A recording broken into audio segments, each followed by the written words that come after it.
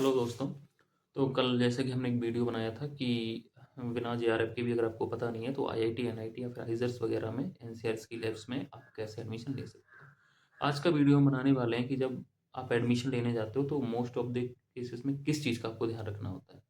Question ये आता है कि कहाँ एडमिशन लें जब आपको पता नहीं होता। मुझे भी पता नहीं थी ये चीज़ें कि एनआईटी बेटर कि आईआईटी बेटर है, एनआईटी बेटर है, सीएसआर की लैब बेटर्स हैं या फिर आइजर्स बेटर हैं, नाइजर भी होते बेटर है या फिर आईसी बेंगलोर बेटर है। तो देखो यार, रिसर्च के पर्पज से आप देखोगे तो हमेशा आइजर्स और आईसी बेंगलोर बेटर होता है कंपेरिजन टू आईआईटी और एनआईटी के। क्योंकि वो इस जो इंस्टीट्यूट्स होते हैं स्पेसिफिकली रिसर्च के लिए ही बनाए जाते हैं और आईआईटी जो होते हैं मोस्ट ऑफ द इंजीनियरिंग के लिए बेटर होते हैं। बट एक रिसर्च एक ऐसा फील्ड है जिसमें आप ये 100% नहीं बोल सकते कि आइजर्स हमेशा बेटर होता है या सीएसआईआर की लैब्स बेटर होती है, क्योंकि सीएसआईआर की लैब्स भी जो होती हैं वो रिसर्च के लिए ही बनाई जाती हैं। उनमें आप देखो कि बच्चे बहुत कम होते हैं और क्योंकि उनमें सिर्फ रिसर्च के पर्पज से ही ज़्यादातर बच्चे आते हैं। और बीएसएमएस भी होता है आइजर्स में, एनसीआर की लैब्स में, सीएसआईआर की लैब्स में आप देखोगे तो वहाँ पे सिर्फ बच्चे जो होते हैं वो केवल और केवल रिसर्च वाले ही मिलेंगे आपको, पीएचडी वाले या पोस्ट डॉक वाले मिलेंगे। तो बच्चों की जो संख्या होती है कंपेरिजन टू में आप देखोगे तो वहाँ पर रेशियो जो होता है बच्चों का वो कम रहता है आईआईटी कंपेरिजन में हमेशा। तो लेकिन एक क्वेश्चन सबसे बड़ा ये आता है कि अगर आपको रिसर्च में ज्वाइन करना है तो आइजर आईआईसी बेंगलोर तो बेटर होते ही हैं, बट सबसे बड़ा जो ध्यान देने वाली बात ये होती है कि आप जब भी पीएचडी में एडमिशन लेने जाएं, आप किसी भी इंस्टीट्यूट में जाएं, बस आपको ये देखना होता है कि आप किस फील्ड में लेने जा रहे हो एडमिशन और किस प्रोफेसर के ग्रुप के अंडर ज्वाइन करने जा रहे हो। क्योंकि ये चीज़ें आपको बहुत ज़्यादा मैटर करती हैं।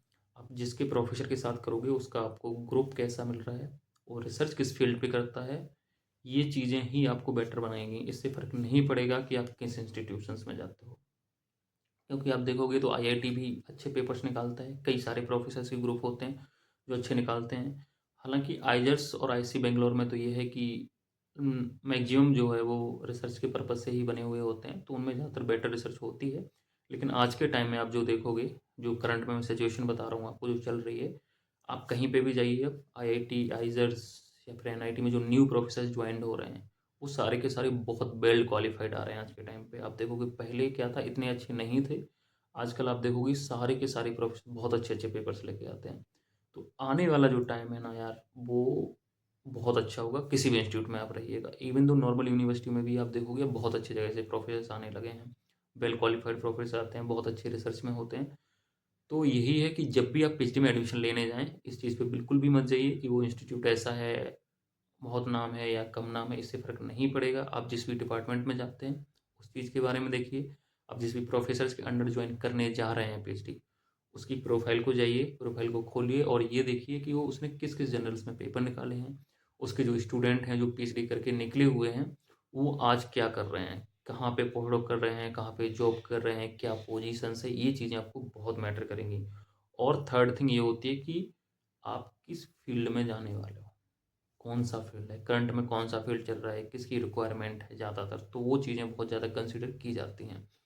हालांकि देखो, रिसर्च एक ऐसी चीज़ है, आप किसी भी फील्ड में जाइए, रिसर्च कभी ख़त्म नहीं होती है। तो ये तो माइंड में लेकर चलना ही नहीं है कि रिसर्च ख़त्म हो जाती है, आ रही सेचुरेशन हो गया, नहीं। तो इसमें हमेशा कुछ ना कुछ नया निकलता ही रहता है। ये उस टाइम पे जब मैंने भी ज्वाइन किया था तो मुझे भी पता नहीं था, तो मैं पूछता रहता था लोगों से, यार कि क्या सच में इस फील्ड में बेटर नहीं है, इसमें रिसर्च सेचुरेशन तो नहीं आ गया? तो ऐसा कुछ नहीं होता है कभी भी। बस आपको यही चीज़ का ध्यान देना है कि आप जब भी ज्वाइन करने जाओ, इस चीज़ को ध्यान में रख के जाओ कि आप जिस भी इंस्टीट्यूट में जा रहे हो उसमें जिस प्रोफेसर के पर्टिकुलर जाना चाहते हो उसको देखो, उसके पेपर्स को देखो, उसके ग्रुप्स को देखो, उसके स्टूडेंट्स को देखो जो किस जर्नल में पेपर निकाल रहे हैं, अभी क्या कर रहे हैं, जो पोस्ट डॉक करके गए हैं वो कहाँ पे हैं, किस प्रोफेसर के अंडर पोस्ट डॉक कर रहे हैं, उन्हें जॉब कहाँ पे मिली हुई है, क्या कर रहे हैं, मतलब किस पोजीशन पे हैं। ये चीज़ें बहुत मैटर करते हैं। तो बस यही चीज़ों का ध्यान रखना है पीएचडी में एडमिशन लेने से पहले। एकदम से जाके किसी भी की बस मिल गया आईआईटी एनआईटी आईएएस मिल गया तो मैं खुश हूँ, ऐसे नहीं करना है। मेरे कई सारे दोस्त हैं, मैं जिनके बारे में बता रहा हूँ, जो लोग आईएएस में भी ज्वाइन किए थे, आईआईटी में ज्वाइन किए थे, उन्हें प्रोफेसर सही नहीं मिलता है, 1 साल 2 साल बाद बच्चों को छोड़ना पड़ जाता है। तो ऐसी गलती आप बिल्कुल मत करिए टाइम, क्योंकि बाद में जब टाइम निकलता है तो ये चीज़ें रिग्रेट होती हैं। तो बस मेरा इंटेंशन यही था कि आप किसी भी इंस्टीट्यूट में जाइए, बस आपको ध्यान रखना होता है कि आप किस फील्ड में जा रहे हैं, उस प्रोफेसर के बारे में पूरी जानकारी लेके जाइए कि वो किस जर्नल में पेपर निकालता है, उसका ग्रुप कैसा है, टॉक्सिक तो नहीं है, ये सारी चीज़ें आपको ध्यान रखनी होती हैं। और बाकी पीएचडी आप किसी भी इंस्टीट्यूशन से कीजिएगा, बहुत ज़्यादा फ़र्क नहीं आता है, बस फ़र्क आता है प्रोफ़ेसर का और उसकी फ़ील्ड का और उसके ग्रुप्स का। तो इन बातों को ध्यान रखिएगा एडमिशन लेते टाइम पे।